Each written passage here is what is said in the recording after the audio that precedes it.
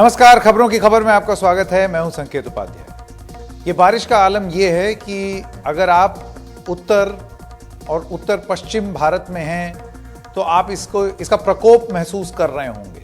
चाहे वो पहाड़ों की बात हो या प्लेन्स की बात हो, हर जगह पिछले 2 से 3 दिन में बारिश आफत बन करके आई है। कौन कौन से राज्य इसमें शामिल हैं हम आपको वो बता दें। हिमाचल प्रदेश, उत्तराखंड, जम्मू कश्मीर, लद्दाख, पंजाब, हरियाणा, दिल्ली, एनसीआर और तमाम ऐसे इलाके हैं जहां पर बारिश ने जीवन को अस्त व्यस्त कर दिया है। उसकी वजह यह है कि पश्चिमोत्तर भारत में ऊपर एक साथ 2 वेदर सिस्टम सक्रिय हो गए जो साइंटिस्ट बता रहे हैं। एक वेस्टर्न डिस्टर्बेंस और दूसरा मॉनसून के बादल। अब जब ये दोहरा प्रकोप पड़ेगा तो उस तरीके की बारिश होगी जैसी हमने पिछले 2-3 दिन में देखी। बारिश तो हो गई या अभी भी हो रही है, लेकिन उसका असर किस तरीके का है, आइए आपको वो चित्रों के माध्यम से बताते हैं। सोशल मीडिया पर बारिश के आतंक की सैकड़ों तस्वीरें तैर रही हैं जो बता रही हैं कि किस तरह कुछ ही घंटों की बारिश कायनात बनकर आ सकती है। हिमाचल प्रदेश में हालत सबसे खराब है। इससे जुड़ी कुछ ताज़ा तस्वीरें आपको दिखाते हैं स्क्रीन पर। यह तस्वीर कुल्लू के गांधीनगर इलाके की है। यहाँ ब्यास नदी में पानी इतना ज़्यादा चढ़ गया कि यहाँ के गांधीनगर इलाके में नदी किनारे का ये घर देखते ही देखते पानी में समा गया। हिमाचल के ब्यास नदी सबसे खौफनाक बनी हुई है। हिमाचल प्रदेश के 7 जिलों में बहुत ही ज़्यादा बारिश हुई है। इससे रावी, ब्यास, सतलुज, चेनाब और पार्वती सभी नदियाँ और उनकी सहायक नदियां और नाले उफान पर। चंबा जिले में रावी नदी पर बने चमेरा बांध में पानी लबालब भर चुका है, जिस वजह से इनका पानी तेजी से निकाला जा रहा है। जब भी बांधों में ऐसे पानी निकाला जाता है तो निचले इलाकों के लिए संकट हो सकता है। इसलिए निचले रिहायशी इलाकों में लोगों को नदी किनारे दूर रहने को कहा गया है, वरना कहीं ऐसी स्थिति ना हो जाए कि पूरे के पूरे घर ढह जाए। ये भारी बारिश हिमाचल के उन ऊंचे हिमालय पार के इलाकों में हुई है जहां ऐसी भारी बारिश कम ही देखी जाती है। यह है हिमाचल के लाहौल का सिस्सू इलाका, जो अब आपके स्क्रीन पर आएगा, जहां चंद्रा नदी में पानी इतनी तेजी से बढ़ा कि एक पुराना सस्पेंशन ब्रिज उसकी भेंट चढ़ गया। देखते ही देखते ब्रिज पानी में बह गया। हिमाचल प्रदेश में ऐसे छोटे बड़े बहुत सारे पुल हैं जो कि ढह गए, जिनकी तमाम तस्वीरें कल ही से आ रही हैं कि वो खिलौने की तरह टूट टूट के बिखरते चले गए। इस पर देखिए हमारी ये रिपोर्ट। बीते 3 दिन से ऊंचे पर्वतीय इलाकों में भारी बारिश की वजह से हिमाचल प्रदेश में 24 घंटे के अंदर व्यास नदी पर बने 2 लोहे के पुल नदी के उफान में बह गए। रविवार को पहले मंडी जिले के औट इलाके को लारजी से जोड़ने वाला पुल व्यास नदी में बहा। नदी का पानी 50 साल पुराने इस लोहे के पुल के ऊपर बहने लगा था और फिर नदी की धार को सह नहीं पाया।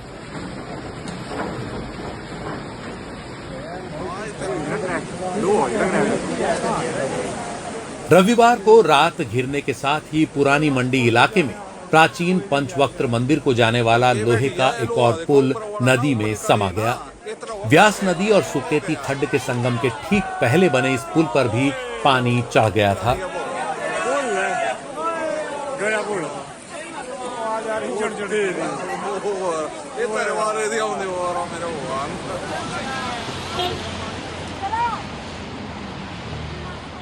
व्यास नदी का पानी करीब ही अंग्रेजों के जमाने के बने विक्टोरिया ब्रिज के बिल्कुल करीब पहुंच गया। इस वजह से पुल को बंद कर दिया गया।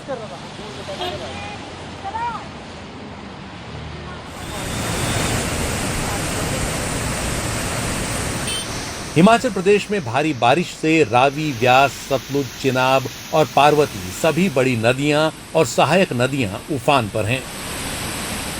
कई जगह नदी किनारे के रिहायशी इलाकों में जान माल का भारी नुकसान हुआ है। सर, हालात आप देख ही सकते हैं। कंटिन्यू बारिश हो रही है, जनजीवन अस्त व्यस्त है। यहाँ से पंचवक्त्र काफी पुराना टेम्पल है, कल डूब गया था। इसके साथ एक ब्रिज है छोटा सा जो शहर को जोड़ता है। ये वो कल बह गया। हाँ जी सर आप खुद ही देख लीजिए, ये टच होने वाला है, अभी लास्ट डे भी टच हो गया था। मतलब समझ लीजिए कि 1980s के अराउंड या 90s के अराउंड मतलब हुआ था जब विक्टोरिया पुल को टच किया था। इस बार तो रिकॉर्ड तोड़ दिया, सिर्फ 2 दिन बारिश हुई है अभी तो मतलब समझ लीजिए मॉनसून स्टार्ट हो रहा है। जिला के हालात अभी इस तरह के हैं, ये कंप्लीट डिज़ास्टर की स्थिति में हैं और सभी नदियां उफान पर हैं। बहुत ही ज़्यादा उग्र स्थिति है और बिल्डिंग्स, ब्रिजेस और पार्किंग एरियाज बहुत सारे जो जल में निमग्न हो चुके हैं। लेकिन हमने इवैक्यूएशन की बहुत अच्छी कार्रवाई की है। हमारी लोकल टीम्स और SHOs के साथ मिलकर हमने जहाँ जहाँ पर लोगों को खतरा है वहाँ से लोगों को हमने इवैक्यूएट किए।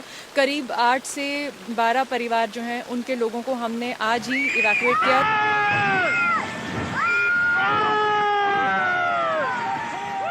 व्यास नदी ने तो सबसे ज्यादा कहर बरपाया। मंडी के थुनाग इलाके में अचानक पहाड़ों में भारी बारिश हुई और वहां से आया ये सैलाब देखते ही देखते इस रिहायशी इलाके की कई इमारतों और गाड़ियों को बहा ले गया। एक फ्लैश फ्लड इस तरह से होते हैं पहाड़ों में जहां एकदम ज्यादा बारिश हो जाए और इस तरह से बहता है। लेकिन इस बार अनफॉर्चुनेटली ये गांव के बीच में मलबा आ गया। आपने देखा घर पूरी तरह तहस नहस हो गया और इसके जो मलबा था वो जब शहर में पहुंचा तो उसमें भी जो आपके दुकानें हैं उनमें ये मलबा भर गया और काफी नुकसान जो है इससे हुआ है। उधर मनाली में भी व्यास नदी का रौद्र रूप लगातार दिखता रहा। यहाँ नदी किनारे बनी एक इमारत देखते ही देखते पानी में समा गई। आसपास के कई घरों में भी नदी का पानी घुस गया।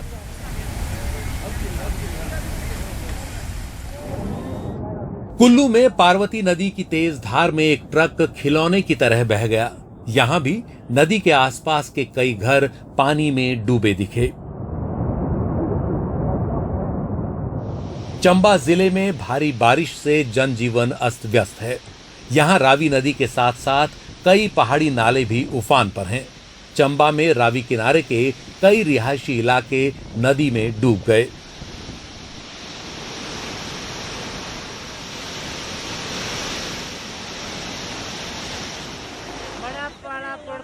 उधर भारी बारिश की वजह से सोलन के बद्दी नालागढ़ इंडस्ट्रियल एरिया में एक पुल का बड़ा हिस्सा बह गया।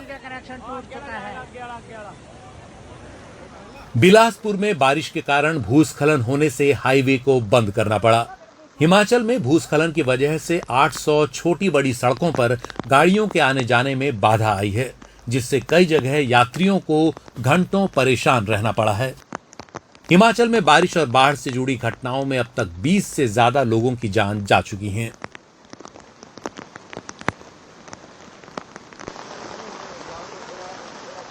अभी एक रोड एक्सीडेंट हुआ जिसमें भी करीब मेरे ख्याल 3 लोगों की जानें चली गई और एक एक्सीडेंट जो है मॉर्निंग में ये जो है आनी साइड भी हुआ है, उसमें भी मेरे ख्याल 3 लोग गए। तो अभी 20 से ज्यादा लोगों की जानें गई है, पर इनमें human loss due to flash floods और लैंडस्लाइड्स कम है। ज्यादातर जो है रोड एक्सीडेंट्स और अन्य कारणों से है। सतलुज नदी भी उफान पर है। नदी किनारे के कई रिहायशी इलाकों से लोगों को सुरक्षित स्थानों पर भेज दिया गया है। लोगों को सलाह दी गई है कि वो नदी किनारों पर न जाएं। सभी प्रदेशवासियों से एक बार फिर मैं अनुरोध करना चाहता हूं कि वो अगले 24 घंटे तक अपने घरों में रहें, क्योंकि बहुत तेज बारिश होने की संभावना अगले 24 घंटों में है। हमने आपदा से निपटने के लिए 3 नंबरों को जारी किया है। ये नंबर है 1100, 1070, 1077। जो लोग अभी फंसे हुए हैं, हमारी सरकार उनको निकालने का प्रयास कर रही है। मौसम विभाग ने अगले 48 घंटों के लिए हिमाचल प्रदेश के 7 जिलों में रेड अलर्ट और 3 जिलों में ऑरेंज अलर्ट घोषित किया है। Bureau report, NDTV India.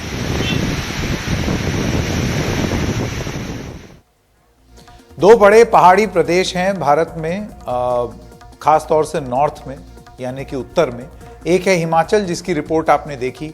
आइए अब दूसरे हिमाचली राज्य के बारे में बात करें, हिमालय राज्य के बारे में बात करें। यह है उत्तराखंड। उत्तराखंड के 13 में से 8 जिलों में बारिश का अलर्ट जारी कर दिया गया है। उत्तराखंड के उत्तरकाशी में भी कई जगह भारी बारिश होती रही, यहाँ बारिश की वजह से नदी पर बना हुआ एक पुल बह गया, जिससे कई गांवों का रास्ता कट गया। कल यहाँ पुल बहने से एक गाड़ी फंस गई, जिसे काफी मशक्कत से निकाला गया। चंपावत जिले में भारी बारिश के कारण सड़क पर बड़े बड़े पत्थर आकर गिर गए, जिससे भूस्खलन हुआ और उसकी वजह से ट्रैफिक रुक गया। टनकपुर और पिथौरागढ़ मार्ग जो है वो पूरी तरीके से बंद हो गया। राज्य में कई जगह बारिश की वजह से छोटी बड़ी सड़कों पर भूस्खलन हुआ, जैसे कि अभी थोड़ी देर पहले आपको बताया। कई जगह इस काम में स्थानीय लोग भी प्रशासन की काफी मदद कर रहे थे, इस तरीके से ये मलबा साफ किया जाए। भारी बारिश के दौरान कई बार पहाड़ी नालों के बीच से गुजरने वाली सड़कों पर बड़े हादसे हो जाते हैं। ऐसा ही एक हादसा होते होते बचा जब रविवार को देहरादून जा रही हिमाचल प्रदेश की रोडवेज की बस विकास नगर के पास एक नाले में तेज बहाव में फंस गई। इससे यात्रियों में चीख पुकार मच गई और उन्होंने जैसे तैसे बस की खिड़कियों से कूदकर अपनी जान बचाई। सभी यात्री सुरक्षित हैं। बरसात के मौसम में ऐसी पहाड़ी नालों से गुजरने वाली सड़कों से बचना चाहिए, क्योंकि उसमें अचानक ही पानी का बहाव तेज हो जाता है। सोचिए, ऊपर से पानी तेजी से आएगा तो वो धीरे धीरे करके ये जो नदियां हैं और नाले हैं उनमें वो चला जाता है। उत्तराखंड प्रकृति का प्रकोप कई बार देख चुका है, फ्लड्स देख चुका है, नदियां उफान में आती हैं, लेकिन ये सब क्यों हो रहा है और इसकी वैज्ञानिक वजह क्या है? और हर बार की तरह क्या इस बार भी ठीक बिल्कुल वैसी ही स्थिति है कि हम नदी के रास्ते में आ गए, नदी हमारे रास्ते में नहीं आई? आइए इस पर और बात करने के लिए मैं स्वागत करना चाहता हूं हिमालय विज्ञानी डॉक्टर नवीन जुयाल का। नवीन जी, क्लाइमेट चेंज के संदर्भ में हिमालय को लेकर हमारी क्या तैयारी है, मैं आपसे जानना चाहता हूं, क्योंकि पिछले कुछ सालों में एक्सट्रीम इवेंट बढ़े हैं। एक्सट्रीम इवेंट जैसे कि आपने भी हमको पहले बताया कि एकदम से बाढ़ आ जाना, एकदम से फ्लड्स हो जाना, एकदम से बहुत ज्यादा तेज महीने भर की बारिश 2 ही दिन में हो जाना। तो इसको लेकर के हमारी तैयारी कैसी है? पहला ये बात तो सच है कि ग्लोबल वार्मिंग ने हिमालय में दस्तक दे दी है। ये आज से नहीं, आई थिंक पिछले 1 दशक से इस तरह की जो डेटा है वो आने लग गया है कि ग्लोबल वार्मिंग के कारण हिमालय में अनयूजुअल एक्सट्रीम वेदर इवेंट्स की तादाद बढ़ी है। अनफॉर्चुनेटली, जहां तक मेरी समझदारी है, अभी तक हमने क्लाइमेट चेंज को अपने डेवलपमेंटल प्रोग्राम्स का एक अभिन्न अंग नहीं बनाया है। जब मैं डेवलपमेंटल प्रोग्राम का एक अभिन्न अंग बनाने की बात करता हूं, तो क्लाइमेट चेंज का सबसे सीवियर इम्पैक्ट जो हिमालय में होने वाला है, जो होना शुरू भी हो गया है, वो ग्लेशियर्स है। अगर ग्लेशियर में इसका इम्पैक्ट होगा तो उससे मेल्टिंग बढ़ेगी, और जब मेल्टिंग बढ़ेगी तो डाउनस्ट्रीम में फ्लडिंग के चांसेस बढ़ जाएंगे। तो हमें ये देखना पड़ेगा कि जितने भी हमारे डेवलपमेंटल प्रोग्राम्स हैं, उन प्रोग्राम्स की सुरक्षा के लिए उनको प्रोग्राम दूरगामी हो और ज्यादा लोगों तक इसकी पहुंच हो, उनका लाभ मिले। हमें ऐसे प्रोजेक्ट्स को बनाने की आवश्यकता है जो इस तरह के अनयूजुअल वेदर इवेंट को सस्टेन कर सके, न कि उसके कारण नस्तो नाबूद हो जाए। उदाहरण के तरह से 2013 की जो केदारनाथ की त्रासदी हुई थी, उसमें हमारे काफी सारे हाइड्रो पावर प्रोजेक्ट को नुकसान हुआ था, जिससे हमें उसका काफी बड़ा खामियाजा भुगतना पड़ा। तो ऐसा प्रोग्राम्स, ऐसी चीजें हो जो कि क्लाइमेट चेंज को ध्यान में रख के और टेरेन की कंडीशन को समझते हुए बनाई जाए, जो कि मैं समझता हूं कि अभी तक उस ढंग से इसमें इंटरवेंशन नहीं है। जबकि एक डॉक्यूमेंट उत्तराखंड का मुझे याद आता है, क्लाइमेट चेंज के ऊपर 2014 में बनाया गया है। उसमें कहा गया है, let us convert crisis into opportunity. उसमें क्लाइमेट चेंज की बात कही है, लेकिन जमीन पे, धरातल पे वो चीज उतर नहीं रही है। तो आज की तारीख में क्लाइमेट चेंज के इम्पैक्ट को धरातल में उतारने की जरूरत है।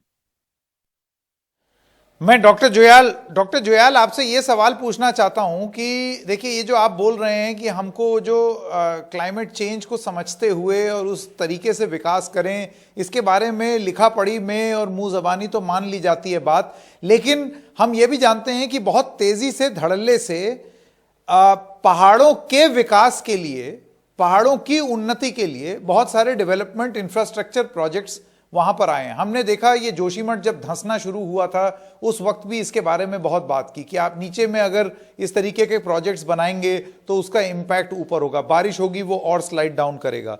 तो मैं आपसे ये जानना चाहता हूं कि ये जो हिमाचल और उत्तराखंड यानी कि हिमालय के विकास के लिए कह करके जो प्रोजेक्ट्स बन रहे हैं, आपको लगता है उनकी फीजिबिलिटी स्टडी की गई है कि कहीं वो प्रोजेक्ट्स ही जी का जंजाल ना बन जाए पहाड़ों के लिए, जैसा यहां हिमाचल की स्थिति और उत्तराखंड की स्थिति में कोई भिन्नता नहीं है। दोनों लगभग एक ही तरह की टोपोग्राफी है, दोनों एक ही तरह के क्लाइमेट को एक्सपीरियंस करते हैं। जिस ढंग की तरह से हिमाचल प्रदेश के नदियों में हमने विकास की जहां तक बात करें, खास करके मैं इंगित कराना चाहूंगा टूरिज्म के लिए, तो हिमाचल टूरिज्म के नाम पे जाना जाता है। अभी जो हिमाचल की घटना घटित हुई है ब्यास नदी में, मैं इस इलाके में 2012 की बाढ़ के दरमियान भी था। मैंने जो देखा है वहां पे वो ये देखा है कि हमारे पास कोई ऐसा रेगुलेशंस नहीं है जिससे हम लोगों को ये कहें कि भैया देखिए अपने होटल्स, अपने एस्टैब्लिशमेंट्स को नदी के फ्लड लेवल के से काफी दूर रखिए आप। और वो जो उन्होंने नहीं किया। हर टूरिस्ट जो बाहर से आता है वो नदी के किनारे बैठ के नदी को देखना चाहता है। और उसको ये भी ध्यान रखना चाहिए कि हिमालयन रिवर्स जो हैं उनका मिजाज किसी वक्त भी बदल सकता है। जो अभी हिमाचल में हुआ मैं समझता हूं अगर उन नदियों के प्रभाव के रास्ते को अगर हमने अवरोधित नहीं किया होता बाय ह्यूमन इंटरवेंशन, जब मैं ह्यूमन इंटरवेंशन की बात कर रहा हूं यहाँ में खास करके मैं डेवलपमेंटल प्लान्स की बात कर रहा हूं, जिसके तहत खास करके टूरिज्म इंडस्ट्री के डेवलपमेंटल प्लान्स है, उनको अगर रेगुलेट ढंग से किया होता तो नदियां इस ढंग से ऑब्स्ट्रक्ट नहीं होती और उनसे इतना विनाशकारी प्रभाव देखने को नहीं मिलता। एक बात और ध्यान में रखने की जरूरत आपको है कि ब्यास नदी में अगर आप साइंटिफिकली समझने की कोशिश करें तो ब्यास नदी में इतने सारे प्रमाण हैं जो ये बताते हैं कि रोहतांग के इलाके से या आपके पिन पार्वती के ग्लेशियर के इलाके से काफी मात्रा में सेडिमेंट ये नदी लेते हुए आई है। इस नदियों में इन सेडिमेंट से टापू बनाए और टापुओं में कभी कभी लोगों ने अतिक्रमण भी किया है। तो अब जरूरत है कि हमें सचेत होना पड़ेगा। क्लाइमेट चेंज को ध्यान में रखते हुए इस ढंग के अतिक्रमण को हटाने की एकदम जरूरत है और एक बहुत बृहद river valley developmental planning keeping in mind the climate change को हमको इम्प्लीमेंट करना ही पड़ेगा। जी डॉक्टर जोयाल, आपका बहुत बहुत धन्यवाद। बहुत स्पष्ट तरीके से जो समस्या है उसके बारे में बात करने की, क्योंकि ये जान लेना बहुत ज़रूरी है जो लोग काम कर रहे हैं, जो वैज्ञानिक काम कर रहे हैं वो क्या बोल रहे हैं। आइए आपको कुछ तस्वीरें दिखाएं। ये अभी तस्वीरें आई हैं, तुरंत स्क्रीन पर उन तस्वीरों को डालते हैं। दरअसल उत्तराखंड के चमोली जिले में धौली गंगा में जुमा गांव के पास ऐसा अनुमान है कि आज एक ग्लेशियल लेक आउटबर्स्ट हुआ। यानी कि जो एक लेक होती है, ग्लेशियल मतलब आप ये समझ लीजिए कि बर्फ, तो वो पूरा ग्लेशियर जो है वो उसमें लेक में आउटबर्स्ट हुआ है, वो गिर गया है, टूट गया है। इन तस्वीरों में आप देख रहे हैं कि कैसे धौली गंगा की एक सहायक नदी जो कि एक हैंगिंग ग्लेशियर से आती है, वो जुमा गांव के पास, इससे लगता है कि यहाँ कोई लेक बर्स्ट हुई है। इस नदी में आया हुआ ये पानी अब कम हो गया है, लेकिन जिस तरह अचानक ये पानी आया उससे किसी ग्लेशियर लेक के फटने की आशंका जताई जा रही है। इस मामले की अभी जांच हो रही है। इसकी असली वजह वैज्ञानिक मौके पर पहुंचकर पता करेंगे।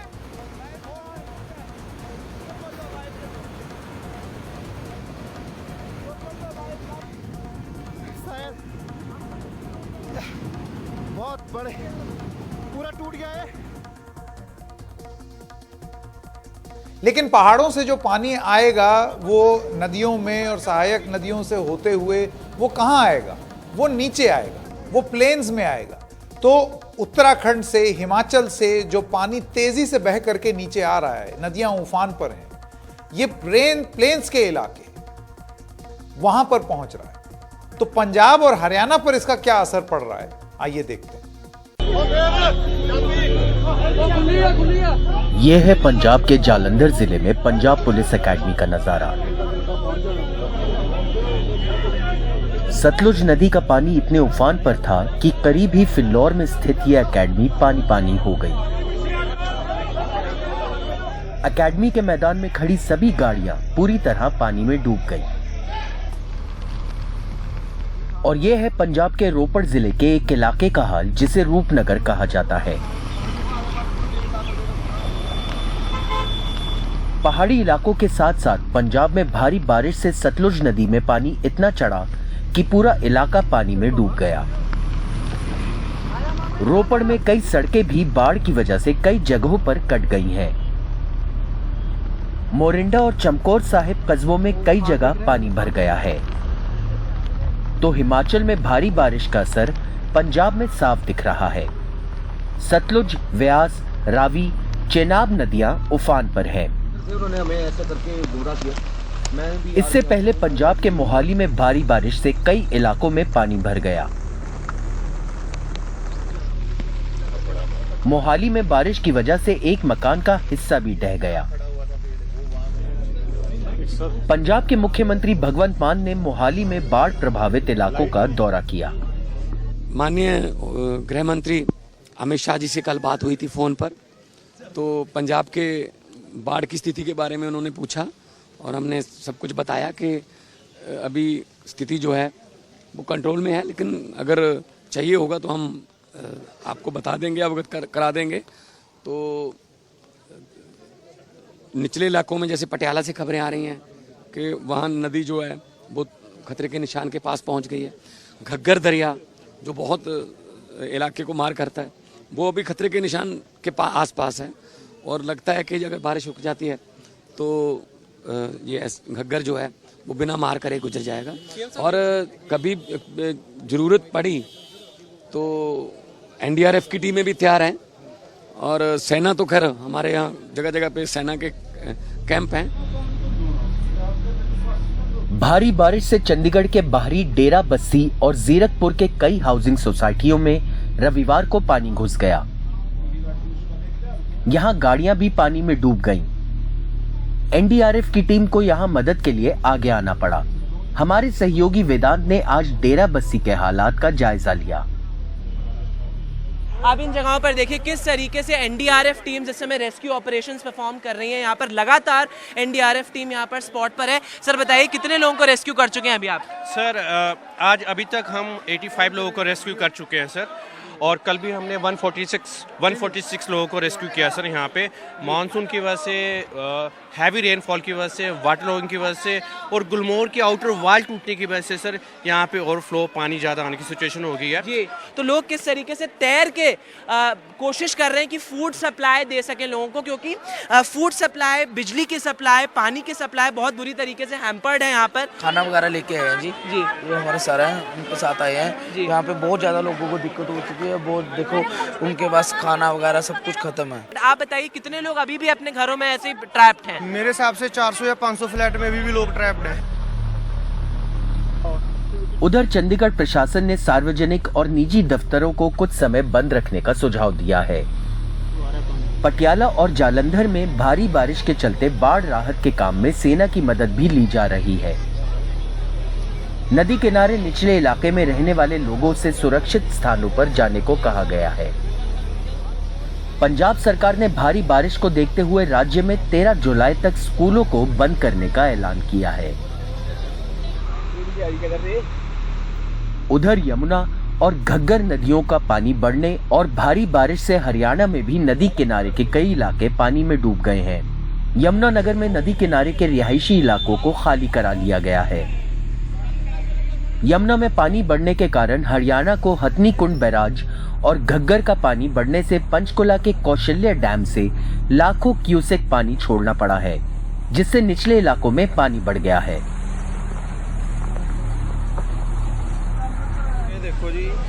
भारी बारिश से हरियाणा के पंचकुला की एक सड़क धंस गई। हरियाणा के मुख्यमंत्री मनोहर लाल खट्टर ने हालात का जायजा लेने के लिए एक उच्च स्तरीय बैठक की और उसके बाद लोगों से अपील की कि वो घरों में ही रहें।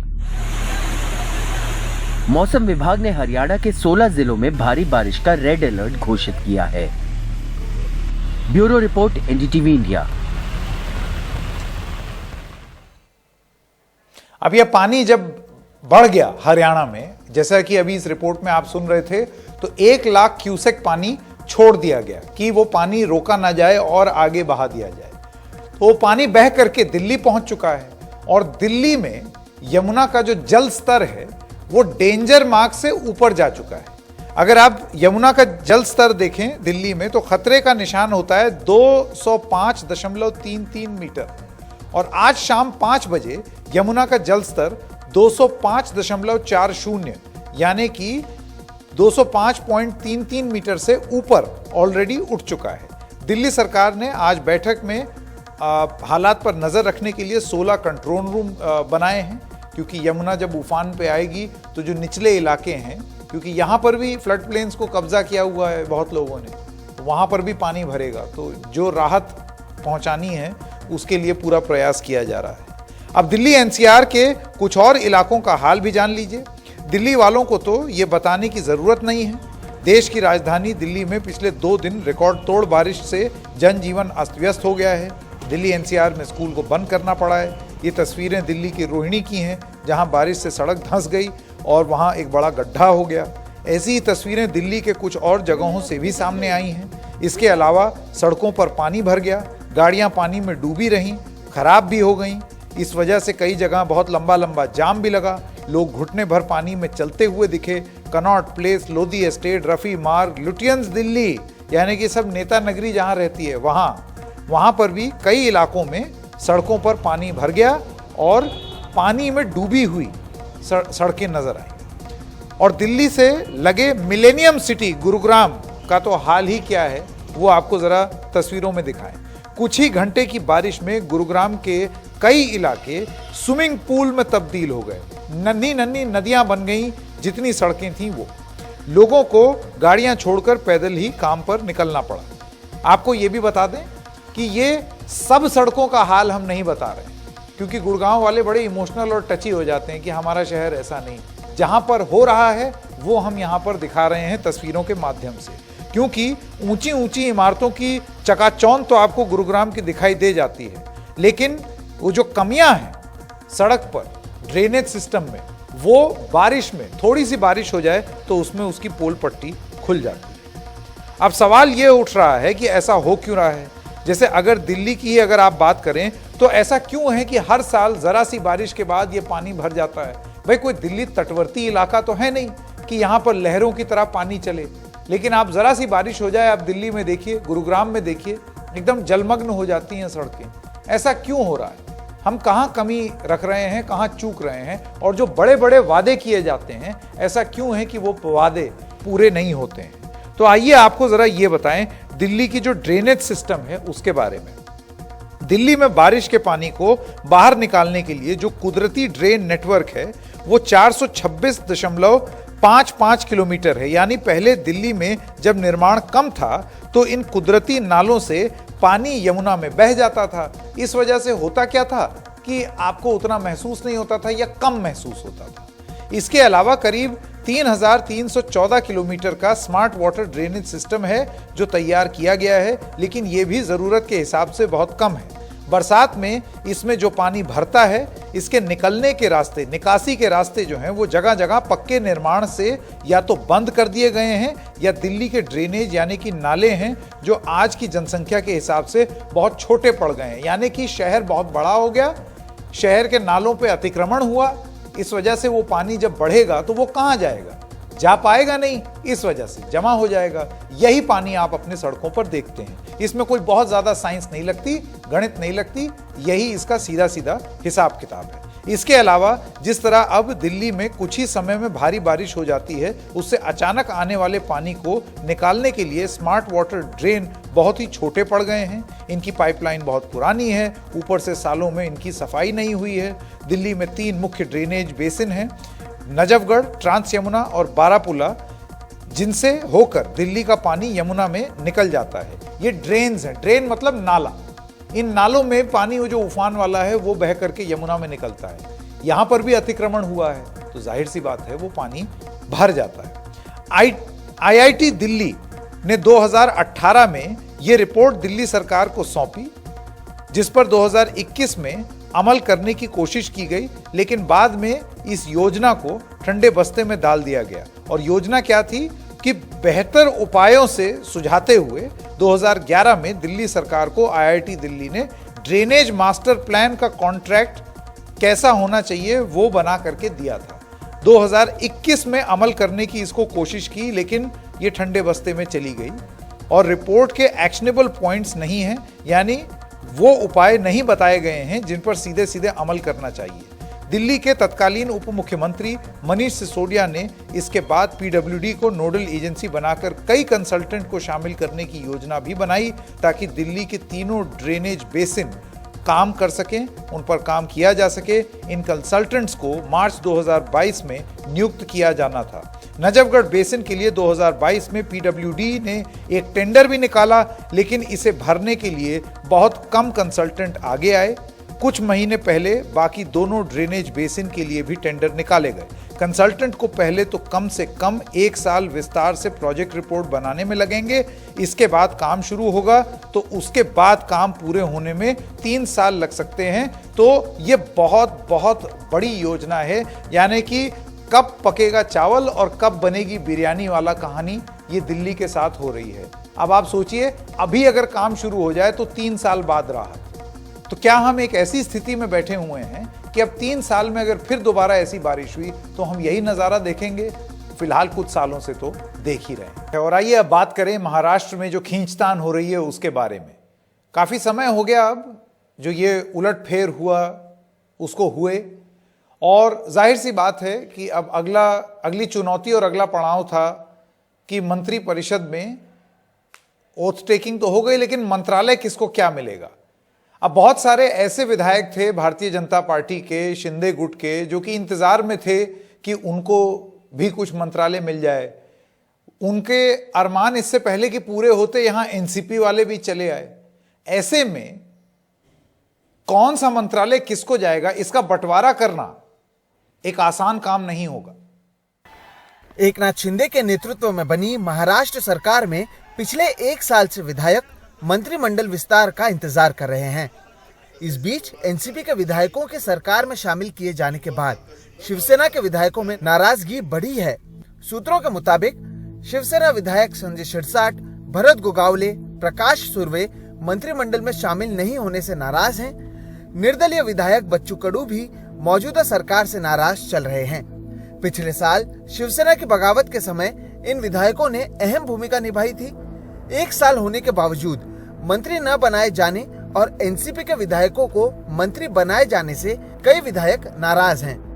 मंत्रिमंडल में मौजूद कुछ मंत्रियों को हटाए जाने को लेकर चर्चा की जा रही है।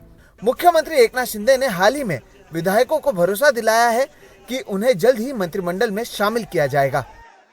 आज शाम में सीएम साहब से हम मिलने वाले हैं। कुछ लोगों को उन्होंने बुलाया है और उनसे 2-3 दिन पहले अजित दादा रहो, देवेंद्र फडणवीस रहो, इनकी भी बैठक हो चुकी है। शायद 1-2 दिन में विस्तार होगा, ऐसी मुझे संभावना है। चुनौती बीजेपी के सामने भी बड़ी है। 105 विधायक होने के बावजूद पार्टी के पास केवल 10 मंत्री पद मौजूद हैं। एनसीपी के सरकार में शामिल होने से जहां बीजेपी के भी मंत्री पद के दावेदार चिंतित हैं, वहीं देवेंद्र फडणवीस ने अपने पार्टी के विधायकों की बैठक बुलाई। एकनाथ शिंदे और देवेंद्र फडणवीस के बीच भी बैठक हुई। वहीं बीजेपी नेता विधायकों में कोई नाराजगी नहीं होने की बात करते नजर आए। हम सब विधायकों को तो मंत्री कभी नहीं बना सकते, तो और थोड़े ज्यादा विधायक त्याग करेंगे। तो इसमें मुझे नहीं लगता कि भारतीय जनता पार्टी का कोई विधायक नाराज है। सवाल यह है कि अजित पवार को कौन सा मंत्रालय दिया जाएगा। गृह मंत्रालय और वित्त मंत्रालय जहां देवेंद्र फडणवीस के पास है, तो वहीं राजस्व मंत्रालय राधा कृष्ण विखे पाटिल के पास मौजूद है। अजित पवार को इन दोनों में से एक का मंत्री पद दिए जाने का मतलब यह है कि इन दोनों नेताओं में से किसी एक की अहमियत कम करना। मंत्रिमंडल विस्तार में हो रही देरी की एक वजह इसे भी माना जा रहा है। महाराष्ट्र में जो मानसून सत्र है वो 17 जुलाई से शुरू हो रहा है और उससे पहले मंत्री पद का बंटवारा होना बहुत जरूरी है, क्योंकि किसी भी मंत्री को अपने मंत्रालय के बारे में समझने के लिए 4 से 5 दिनों का समय चाहिए, जिसके बाद ही वो फ्लोर ऑफ द हाउस पर विधायकों के सवालों पर अपने मंत्रालय से जुड़े सवालों का जवाब दे सकेंगे। लेकिन जिस तरह से मंत्री पद का विस्तार अब मंत्रालयों के आवंटन में देरी हो रही है, उससे ये सवाल उठना शुरू हो चुका है कि क्या महाराष्ट्र सरकार में और ये जो महायुति है इसमें सब कुछ ठीक नहीं है। मुंबई से कैमरा पर्सन प्रवीण जिरोहित के साथ सोहित मिश्रा, एनडीटीवी इंडिया।